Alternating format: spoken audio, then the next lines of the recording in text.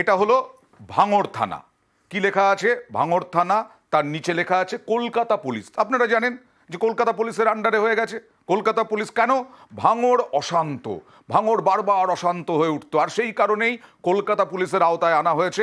এবং ভাঙড় কলকাতা পুলিশের আওতায় এসেছে। কলকাতা পুলিশের আওতায় আসার পরে অশান্তি কমেছে কি? সে তো অশান্তি বোমাবাজি গুলির, কিন্তু অশান্তিতে পড়েছেন তো এরা, চাকরি প্রার্থী। কিরকম অশান্তি? অদ্ভুত লাগবে। একটা ওয়েবসাইট দেখাবো। এই ওয়েবসাইটে ঠিকানা যদি দেখানো হয় তাহলে কলকাতা জেলার মধ্যে পড়ে যাচ্ছে এই ভাঙড় থানা, কিন্তু আদপে তো দক্ষিণ 24 পরগনা। দেখুন, এবার দক্ষিণ 24 পরগনায় গিয়ে পাবেন না, কলকাতার মধ্যে গিয়ে পাবেন, কিন্তু বাড়ির ঠিকানা তো নেই সেখানে।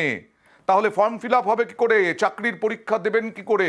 ভাঙড় থানা আন্ডারে হওয়াতে এবার চাকরি প্রার্থীদের মাথায় হাত। মানে এই দেখুন, কলকাতা জেলার মধ্যে পড়ছে, কনস্টেবলের ফর্ম পূরণ করতে ভাঙড় 1 ও 2 ব্লকের, এই সব দেখাচ্ছে, কিন্তু যখন দেখাচ্ছে ডিস্ট্রিক্টের নাম সাউথ 24 পরগনা, কলকাতা জেলা হওয়াতে বাড়ির ঠিকানা, বিপদে পড়ছেন। বাড়ির ঠিকানা, বাড়ি খুঁজে পাওয়া যাচ্ছে না, আর এতেই বেজায় অশান্তিতে বলা যায়।